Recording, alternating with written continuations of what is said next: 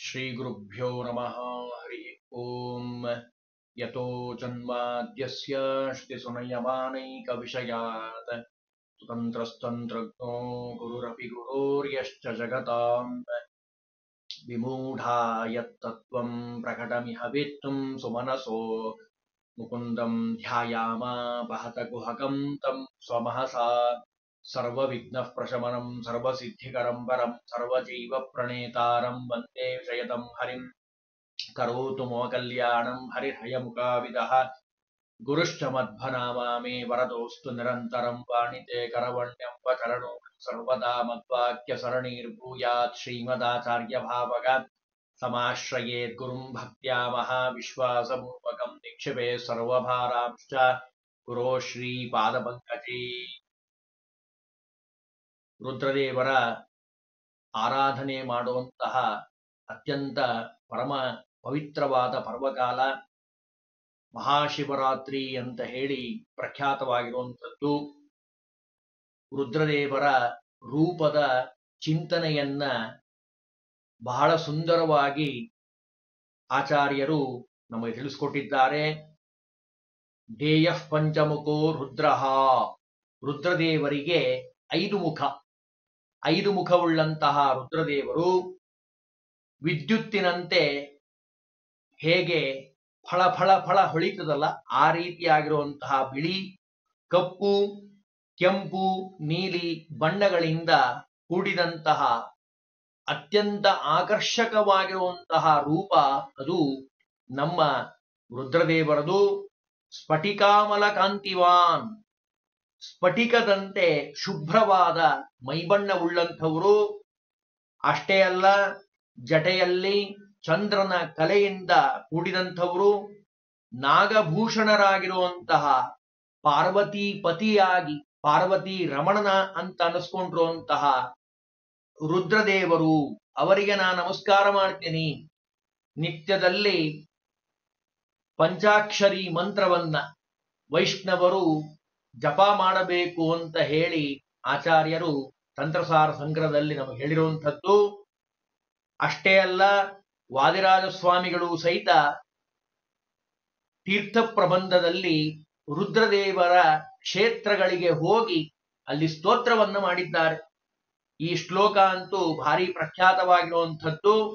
ಫಣಿಗಣ ವರಭೂಷಃ ಪಾರ್ವತೀ ಶ್ಲಾಘ್ಯವೇಶಃ ಖಲಜನ ಕೃತರೋಷಃ ಖಂಡಿತಾತ್ಮೀಯ ದೋಷಃ ಸದರುಣಗಿರಿವಾಸಃ ಶಕ್ರ ಸೂರ್ಯಾದ್ಯಧೀಶಃ ಪರಿಹೃತ ಭವಪಾಶಃ ಪಾತು ಮಾಂ ಪಾರ್ವತೀಶಃ. ವಿಷಮಯವಾಗಿರುವಂತಹ ಆ ಹಾವನ್ನ ಭೂಷಣವಾಗಿ ಮಾಡಿಕೊಂಡಂಥವ್ರು, ಸರ್ಪವನ್ನ ಪಾರ್ವತೀ ದೇವಿಯಿಂದ ನಿತ್ಯ ಸ್ತೋತ್ರ ಮಾಡಿಸಿಕೊಳ್ಳುವಂತಹ, ಕೆಟ್ಟವರನ್ನ ಕಂಡಾಗ ರೋಷದಿಂದ ಅವರನ್ನ ಸಂಹಾರ ಮಾಡುವಂತಹ, ನಿನ್ನ ಭಕ್ತರನ್ನ ಕಂಡಾಗ ಪ್ರೀತಿಯಿಂದ ಅವರನ್ನ ಉದ್ಧಾರ ಮಾಡುವಂತಹ ಅರುಣಗಿರಿ ಅಂತ ಇದೆ, ಭಾರಿ ಪ್ರಖ್ಯಾತವಾಗಿರುವಂಥದ್ದು. ಆ ಅರುಣಗಿರಿಯಲ್ಲಿ ವಾಸ ಮಾಡುವಂತಹ ಶಕ್ರ ಸೂರ್ಯ, ಇಂದ್ರ ಸೂರ್ಯ ಇವರಿಗಿಂತ ಅತ್ಯಂತ ಎತ್ತರದಲ್ಲಿರುವಂತಹ ಪಾರ್ವತಿ ಪ್ರಿಯನಾಗಿರುವಂತಹ ಹೇ ರುದ್ರದೇವ, ನೀನು ನಮ್ಮ ಮೋಹದ ಪಾಶವನ್ನ ನಾಶಪಡಿಸು, ಪರಿಹರಿಸು. ಯಾಕೆ? ಮನೋನಿಯಮಕರಾಗಿರುವಂಥವರು ರುದ್ರದೇವರು. ಅವರಲ್ಲಿ ನಾವು ನಿತ್ಯದಲ್ಲಿ ಪ್ರಾರ್ಥನೆ ಮಾಡಬೇಕು. ತೈಲಧಾರೆಯಂತೆ ಮನಸ್ಸು ಕೊಡು ಹರಿಯಲ್ಲಿ ಶಂಭೋ, ವಿಜಯದಾಸರ ಮಾತನ್ನ ನಾವಿಲ್ಲಿ ಸ್ಮರಣೆ ಮಾಡಬೇಕು. ಹಾಗಾದ್ರೆ ರುದ್ರದೇವರ ಬಗ್ಗೆ ಪುರಾಣಗಳು ಬಹಳ ವಿಸ್ತಾರವಾಗಿ ಹೇಳ್ತಾವೆ. ಅದರ ಬಗ್ಗೆ ಒಂದೆರಡು ಮಾತನ್ನ ಚಿಂತನೆ ಮಾಡೋದಾದ್ರೆ, ಬ್ರಹ್ಮದೇವರು ಸೃಷ್ಟಿಯನ್ನ ಮಾಡ್ತಾ ಇದ್ದಾರೆ. ಸನಕ ಸನಂದಾದಿಗಳನ್ನ ಸೃಷ್ಟಿ ಮಾಡಿದ್ದಾರೆ. ಪ್ರಜಾ ಸೃಷ್ಟಿ ಮಾಡ್ಲಿ ಅಂತ ಹೇಳಿ ಅವರು ಅದನ್ನು ಮಾಡೋದಿಲ್ಲ, ನಾವು ಭಗವಂತನ ಧ್ಯಾನದಲ್ಲಿ ಹೋಗ್ತೀವಿ, ನಿರತರಾಗ್ತೀವಿ ಅಂತ ಅಂದಾಗ, ಅಂದ್ರೆ ಪರಮಹಂಸಾಶ್ರಮವನ್ನು ಸ್ವೀಕಾರ ಮಾಡ್ತೀವಿ ಅಂತ ಹೇಳಿದಾಗ ಕೋಪ ಬಂದಂತೆ ಆ ಬ್ರಹ್ಮದೇವರ ಭ್ರೂಮಧ್ಯದಿಂದ ಆ ಸಂದರ್ಭದಲ್ಲಿ ಕೋಪ ಬಂದಿದೆ. ಬಂದಂತಹ ಸಂದರ್ಭದಲ್ಲಿ ಭ್ರೂಮಧ್ಯದಿಂದ ಜನಿಸಿದಂಥವರೇ ರುದ್ರದೇವರು. ಆದ್ದರಿಂದಲೇ ಕೂಡಲೇ ಜೋರಾಗಿ ಅತ್ತಿದ್ದಾರೆ. ರೋದನ ಮುಂದೆಲ್ಲ ಅರ್ಥವನ್ನು ನೋಡೋಣ. ಆದ್ದರಿಂದ ರುದ್ರ ಅಂತ ಕರೀತಾರೆ, ಶಿವ ಅಂತ ಕರೀತಾರೆ, ಮಂಗಳ ಅಂತ ಕರೀತಾರೆ. ಬ್ರಹ್ಮದೇವರು ರುದ್ರದೇವರಿಗೆ ಹೇಳಿದ್ರು, ಸೃಷ್ಟಿಯನ್ನ ಮಾಡ್ಲಿಕ್ಕೋಸ್ಕರವಾಗಿ ಭೂತ ಪ್ರೇತ ಪಿಶಾಚಾದಿಗಳನ್ನ ಸೃಷ್ಟಿಯಾಗಿದ್ದಾವೆ. ರುದ್ರದೇವರಿಗೆ ಅನೇಕ ಹೆಸರುಗಳಿದ್ದಾವೆ. ರುದ್ರದೇವರನ್ನ ಲಿಂಗಾಕಾರದಲ್ಲಿ ಪೂಜಾ ಮಾಡ್ತಾರೆ. ಶ್ರೀನಿವಾಸ ಕಲ್ಯಾಣವನ್ನ ಯಾರು ಶ್ರವಣ ಮಾಡಿದ್ದಾರೋ ಅವರೆಲ್ಲರಿಗೂ ಗೊತ್ತಿರುವಂತಹ ವಿಷಯ. ಭೃಗು ಋಷಿಗಳು ಶಾಪವನ್ನ ಕೊಡ್ತಾರೆ, ಲಿಂಗಾಕಾರದಲ್ಲಿ ನಿನ್ನ ಪೂಜಾ ಆಗಲಿ. ಆ ರೀತಿಯಾಗಿ ಆ ಬ್ರಾಹ್ಮಣರ ಮೇಲಿನಂತಹ ಗೌರವ, ಭಗವಂತನ ಆಜ್ಞೆ, ರುದ್ರದೇವರು ಲಿಂಗ ರೂಪದಲ್ಲೇ ಇವತ್ತಿಗೂ ಪೂಜೆಯನ್ನು ಸ್ವೀಕಾರ ಮಾಡ್ತಾ ಇದ್ದಾರೆ. ಸಾಮಾನ್ಯವಾಗಿ ನಮಗೆಲ್ಲ ತಿಳಿದಿರೋ ಹಾಗೆ ಮಾಘ ಮಾಸದ ಕೃಷ್ಣ ಪಕ್ಷದ ಚತುರ್ದಶಿ ಶಿವರಾತ್ರಿ ಅಂತ ಹೇಳಿ ಪ್ರಖ್ಯಾತವಾಗಿರುವಂಥದ್ದು. ಲಿಂಗಾಕಾರದಲ್ಲಿರುವಂತಹ ರುದ್ರದೇವರನ್ನ ವಿಶೇಷವಾಗಿ ಪೂಜೆಯನ್ನ ಮಾಡುವಂತಹ, ಆರಾಧನೆಯನ್ನ ಮಾಡುವಂತಹ ಅತ್ಯದ್ಭುತವಾದ ಪರ್ವಕಾಲ ಅದು ಮಹಾಶಿವರಾತ್ರಿ. ರುದ್ರದೇವರ ಒಂದು ವೈಶಿಷ್ಟ್ಯತೆಯನ್ನ ನೋಡೋದಾದ್ರೆ ಗ್ರಂಥಗಳಲ್ಲಿ ಬಹಳ ವಿಸ್ತಾರವಾಗಿ ಹೇಳ್ತಾರೆ. ಅದರಲ್ಲಿ ಮೊದಲನೇ ಮಹಿಮೆ ಯಾರದು? ರುದ್ರದೇವರದು. ರುದ್ರದೇವರು ಶುಕಾಚಾರ್ಯರಾಗಿ ಅವತಾರವನ್ನು ಮಾಡಿ ಪರೀಕ್ಷಿತ್ ಮಹಾರಾಜನಿಗೆ ಭಾಗವತದ ಗಂಗೆಯನ್ನ, ಭಾಗವತದ ರಸಗಂಗೆಯನ್ನ, ಆ ಭಗವಂತನ ಸರ್ವೋತ್ತಮತ್ವವನ್ನ ಪರೀಕ್ಷಿತ್ ರಾಜನ ಮುಖಾಂತರವಾಗಿ ಜಗತ್ತಿಗೆ ನೀಡಿದಂಥವರು ಇದೇ ನಮ್ಮ ರುದ್ರದೇವರು. ಭಗೀರಥನ ಮೂಲಕ ಭಾಗೀರಥಿಯನ್ನ, ಗಂಗೆಯನ್ನ ಭೂಮಿಗೆ ಕಳಿಸಿದಂತಹ ಮಹಾನುಭಾವರಾಗಿರುವಂತಹ ರುದ್ರದೇವರು ಇವರೇ. ಅಂದ್ರೆ ನಮ್ಮ ಕಣ್ಣೆದುರಿಗೆ ಕಾಣುವಂತಹ ಜಲದ ರೂಪದಲ್ಲಿರುವಂತಹ ಗಂಗೆಯನ್ನ, ಭಗವಂತನ ಪಾದೋದಕವಾಗಿರುವಂತಹ ಗಂಗೆಯನ್ನ ನಮ್ಮವರೆಗೂ ತಂದು ಕೊಟ್ಟಿರುವಂಥವರೇ ರುದ್ರದೇವರು. ಅದೇ ರೀತಿ ಜ್ಞಾನಗಂಗೆಯನ್ನ, ಸರ್ವೋತ್ತಮನಾದ ಭಗವಂತನ ಮಹಿಮೆಯನ್ನ ತಿಳಿಸುವಂತಹ ಶ್ರೀಮದ್ ಭಾಗವತ ಗ್ರಂಥವನ್ನ ಪರೀಕ್ಷಿತ್ ರಾಜನ ಮುಖಾಂತರವಾಗಿ ನಮ್ಮೆಲ್ಲರಿಗೆ ತಿಳಿಯೋ ಹಾಗೆ ಮಾಡಿದಂತಹ ಮಹಾನುಭಾವರು ರುದ್ರದೇವರು. ಇಷ್ಟೇ ಅಲ್ಲ, ರುದ್ರದೇವರು ಇಲಾವೃತ ಖಂಡದಲ್ಲಿ ಸಂಕರ್ಷಣ ರೂಪಿ ಭಗವಂತನನ್ನ ಸ್ತೋತ್ರ ಮಾಡುವಂತಹ ಅದ್ಭುತವಾದ ಸ್ತೋತ್ರ ಶ್ರೀಮದ್ ಭಾಗವತದ ಪಂಚಮ ಸ್ಕಂದದಲ್ಲಿ ನಾವು ಕಾಣ್ತಾ ಇದ್ದೇವೆ. ರುದ್ರದೇವ ಪ್ರಾಚೇತಸರಿಗೆ ಉಪದೇಶ ಮಾಡಿರುವಂತಹ ರುದ್ರಗೀತೆ, ಭಾರಿ ಪ್ರಖ್ಯಾತವಾಗಿರುವಂಥದ್ದು ರುದ್ರಗೀತೆ ಅಂತ ಇದೆ. ಅದು ಆ ಭಗವಂತನ ಅತ್ಯದ್ಭುತವಾದ ಗುಣ ವಿಶೇಷಗಳನ್ನ ರುದ್ರದೇವರು ಎಲ್ಲ ರುದ್ರಗಣಗಳಿಗೆ ಉಪದೇಶವನ್ನ ಮಾಡಿರುವಂಥದ್ದು. ಅದು ನಮ್ಮ ರುದ್ರದೇವರ ವೈಶಿಷ್ಟ್ಯತೆ. ಇನ್ನು ರುದ್ರದೇವರು ಪಾರ್ವತೀ ದೇವಿಗೆ ಉಪದೇಶವನ್ನ ಮಾಡಿದ್ದಾರೆ. ಅದು ವಾಸುದೇವ ಸಹಸ್ರನಾಮ ಸ್ತೋತ್ರ ಅಂತ ಇದೆ, ಭಾರಿ ಪ್ರಖ್ಯಾತವಾಗಿರುವಂಥದ್ದು.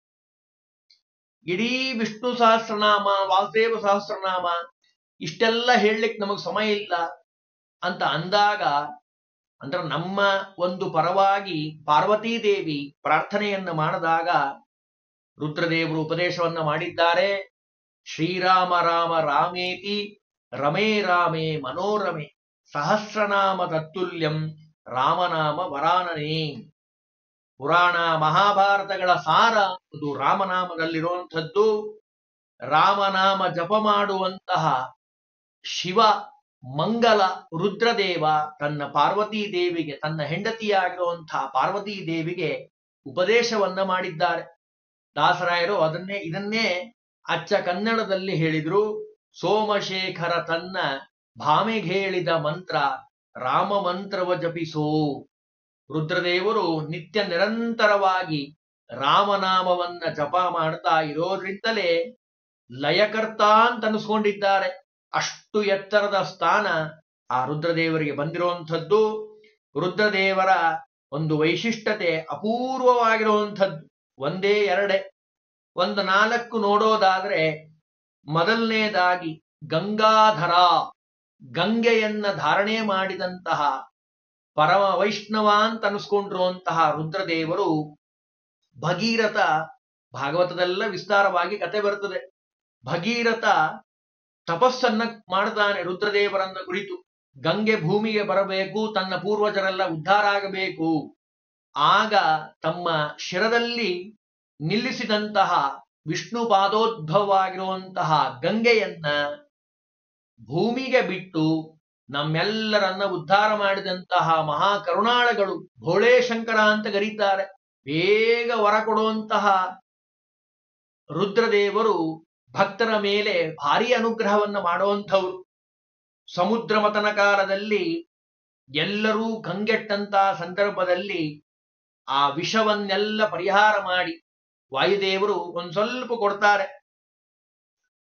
ಪ್ರಾಣಿಗಳ ಮೇಲೆ ಅನುಗ್ರಹ ಮಾಡಲಿಕ್ಕೋಸ್ಕರವಾಗಿ ನಂಜನ್ನ ವಿಷವನ್ನ ಉಂಡು ನಂಜುಂಡ ವಿಷಕಂಠ ಅಂತ ಅನಿಸ್ಕೊಳ್ತಾರೆ.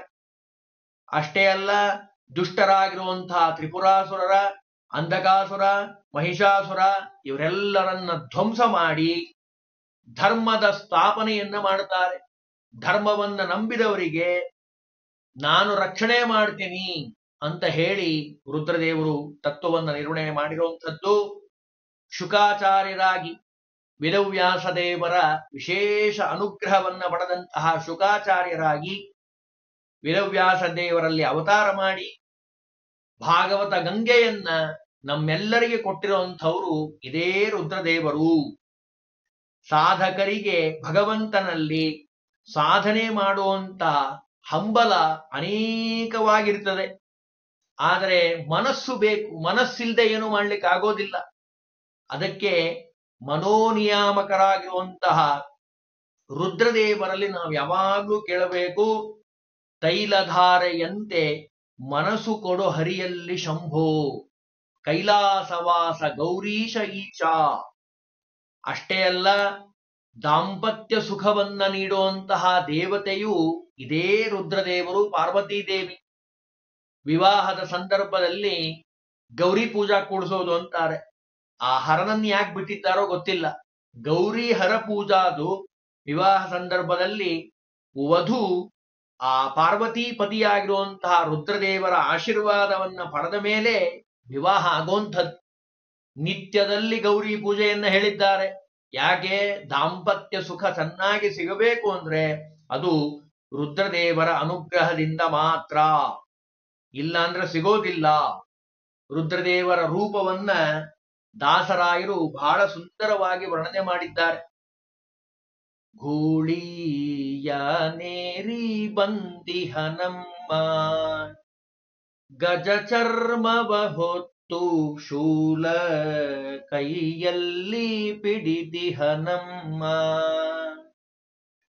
ಕಾಳ ಸರ್ಪವು ಕೊರಳೊಳಗಮ್ಮ, ಪಾಲದಿ ಕೆಂಡವ ಸುರಿಸುವನಮ್ಮ ಅಮ್ಮ, ಗುಮ್ಮ ಬಂದಿಹ ಬಾಗಿಲ ಮೋಚೆ.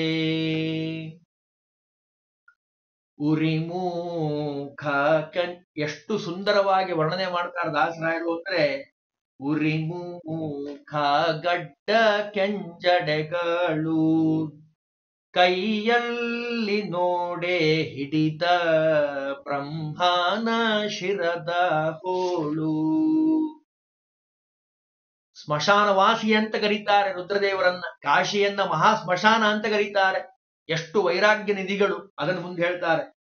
ಕಡೆದ ತಲೆಗಳು ಕೊರಳೊಳಗಮ್ಮ, ಬಳಿದ ವಿಭೂತಿಯ ರೂಪ ನೊಡಮ್ಮ ಅಮ್ಮ, ಗುಮ್ಮ ಬಂದಿಹ ಬಾಗಿಲ ಮೂಚೆ. ಮೂರು ಲೋಕದೋಳಿವನಮ್ಮ, ಕಣ್ಣಲ್ಲಿ ನೋಡೆ ಮೂರು ಲೋಕವ ಸುಡುವ ನಮ್ಮ. ಲಯಕರ್ತರಾಗಿರುವಂಥವರು ರುದ್ರದೇವರು. ಅದನ್ನು ವರ್ಣನೆ ಮಾಡ್ತಾರೆ. ಮಾರ ಜನಕ ನಮ್ಮ ವಿಜಯ ವಿಠಲನ ಊರೂರಲೆಯುತ ಹುಡುಕುವ ನಮ್ಮ ಅಮ್ಮ ಗುಮ್ಮ ಬಂದಿಹ ಬಾಗಿಲ ಮೂಚೆ. ಅಷ್ಟು ಅತ್ಯದ್ಭುತವಾದ ರೂಪ ನಮ್ಮ ರುದ್ರದೇವರದು. 15ನೇ ಶತಮಾನದಲ್ಲಿ ಮಹಾಜ್ಞಾನಿಗಳು, ಭಗವಂತನ ವಿಶೇಷ ಅನುಗ್ರಹ ಪಾತ್ರರು. ಸೋದೆಯಲ್ಲಿ ಇವತ್ತು ಅವರ ವೃಂದಾವನವನ್ನು ನಾವು ಕಾಣ್ತಾ ಇದ್ದೀವಿ. ವಾದಿರಾಜ ಸ್ವಾಮಿಗಳು ಭಗವಂತನ ವಿಶೇಷ ಅನುಗ್ರಹ ಪಾತ್ರರು. ಮಧ್ವಾಚಾರ್ಯರ ತಮ್ಮ ಪೂರ್ವಾಶ್ರಮದ ತಮ್ಮರಾಗಿರುವಂತಹ ವಿಷ್ಣುತೀರ್ಥರ ಪರಂಪರೆಯಲ್ಲಿ ಬಂದಂಥವರು. ಅವರು ಧರ್ಮಸ್ಥಳ ಮಂಜುನಾಥನ ಸಂದರ್ಭದಲ್ಲಿ, ಆ ಕ್ಷೇತ್ರ, ಆ ಪ್ರದೇಶದಲ್ಲಿ ಬಂದಂತಹ ಸಂದರ್ಭದಲ್ಲಿ ಯಾತ್ರೆಯನ್ನ ಮಾಡ್ತಾ ಬಂದಿದ್ದಾರೆ. ಅಲ್ಲಿನ ಜನರೆಲ್ಲ ಕೇಳಿದ್ರು, ನಿಮ್ಮಂತಹ ಜ್ಞಾನಿಗಳು ಈ ಊರಿಗೆ ಬರೋದೇ ಅಪರೂಪ, ನೀವು ಬಂದಿದ್ದೀರಿ, ಇಲ್ಲೇ ಪೂಜೆಯನ್ನ ಮಾಡಿ ಸ್ವೀಕಾರ ಮಾಡಬೇಕು ನಮ್ಮ ಭಿಕ್ಷೆಯನ್ನ. ಆಗ ಅವ್ರು ಹೇಳಿದ್ರಂತೆ, ಈ ಕ್ಷೇತ್ರದಲ್ಲಿ ಮಾಡ್ಲಿಕ್ಕೆ ಸಾಧ್ಯ ಇಲ್ಲ, ಭೂತ ಪ್ರೇತಗಳು ಜಾಸ್ತಿಯಾಗಿದ್ದಾವೆ ಈ ಪ್ರದೇಶದಲ್ಲಿ, ಹಾಗಾಗಿ ಇಲ್ಲಿ ಮಾಡ್ಲಿಕ್ಕೆ ಸಾಧ್ಯ ಇಲ್ಲ. ಜನ ಎಲ್ಲ ಬಿಡ್ಲಿಲ್ಲ, ಭಕ್ತಿಯಿಂದ ಕೇಳ್ಕೊಂಡ್ರು, ಸ್ವಾಮಿ ನೀವ್ ಹೆಂಗಾರ ಮಾಡ್ರಿ, ಪೂಜಾ ಮಾಡ್ರಿ. ಆ ಸಂದರ್ಭದಲ್ಲಿ ಕದ್ರಿಯಲ್ಲಿದ್ದಂತಹ ವಿಗ್ರಹವನ್ನ ತರಿಸಿ ಅಲ್ಲೇ ಪ್ರತಿಷ್ಠಾಪನೆಯನ್ನ ಮಾಡಿಸಿ ಮಂಜುನಾಥೇಶ್ವರ ಅಂತ ಹೇಳಿ ಹೆಸರನ್ನಿಟ್ಟು ಆ ಕ್ಷೇತ್ರಕ್ಕೆ ಧರ್ಮಸ್ಥಳ ಅಂತ ಹೇಳಿ ಪ್ರಖ್ಯಾತಿಯನ್ನ ಮಾಡಿದ್ದನ್ನು ನಾವು ಕಾಣ್ತಾ ಇದ್ದೀವಿ. ಪರಮ ವೈಷ್ಣವಾಗ್ರೇಸರಾಗಿರುವಂತಹ ರುದ್ರದೇವರು, ಪರಮ ವೈಷ್ಣವಾಗ್ರೇಸರಾಗಿರುವಂತಹ ವಾದಿರಾಜ ಸ್ವಾಮಿಗಳು. ನಾವೆಷ್ಟು ಸುಂದರವಾಗಿ ನಾವು ಇದರ ವಿಶೇಷವನ್ನು ತಿಳ್ಕೊಳ್ಬೇಕು ಅಂದ್ರೆ, ನಮ್ಮ ವೈಷ್ಣವರ ವೈಶಿಷ್ಟ್ಯತೆ ರುದ್ರದೇವರನ್ನ ಭಕ್ತಿಯಿಂದ ಪೂಜಾ ಮಾಡುವಂಥದ್ದು. ಅದನ್ನ ವಾದಿರಾಜ ಸ್ವಾಮಿಗಳವರು ರುದ್ರದೇವರನ್ನ ಪ್ರತಿಷ್ಠಾಪನೆ ಮಾಡಿ ಜಗತ್ತಿಗೆ ತೋರಿಸಿದ್ದಾರೆ. ವೈಷ್ಣವರು ರುದ್ರದೇವರನ್ನ ಹೇಗೆ ಪೂಜಾ ಮಾಡಬೇಕು, ಹೇಗೆ ಪೂಜಾ ಮಾಡ್ತಾರೆ. ಆಚಾರ್ಯರು ಹೇಳಿರೋ ಪರಂಪರೆಯಲ್ಲಿ ಬಂದಂತಹ ಎಲ್ಲ ಜ್ಞಾನಿಗಳು ರುದ್ರದೇವರನ್ನ ಭಕ್ತಿಯಿಂದ ಪೂಜಾ ಮಾಡ್ತಾರೆ. ಅದಕ್ಕೆ ಸಾಕ್ಷಿ ಇವತ್ತಿಗೂ ಧರ್ಮಸ್ಥಳ ಕ್ಷೇತ್ರ ಭಾರಿ ಪ್ರಖ್ಯಾತವಾಗಿರುವಂಥದ್ದು.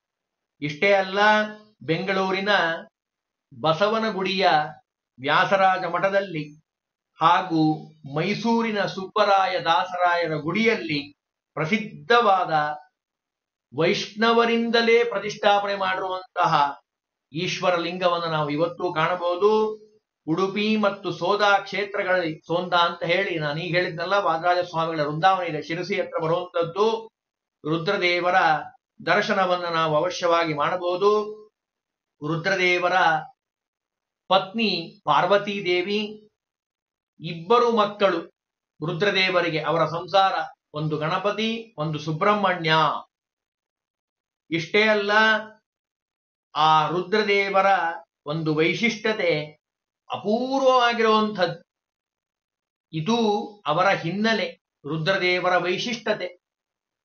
ಮಹಾಶಿವರಾತ್ರಿಯ ಸಂದರ್ಭದಲ್ಲಿ ರುದ್ರದೇವರು ಮಾಡಿರುವಂತಹ ಈ ಎಲ್ಲ ಪ್ರಖ್ಯಾತಿಯನ್ನ ನಾವು ಸ್ಮರಣೆ ಮಾಡಿದಾಗ ಆ ರುದ್ರದೇವರು ವಿಶೇಷವಾಗಿ ನಮ್ಮ ಮೇಲೆ ಅನುಗ್ರಹವನ್ನ ಮಾಡ್ತಾರೆ.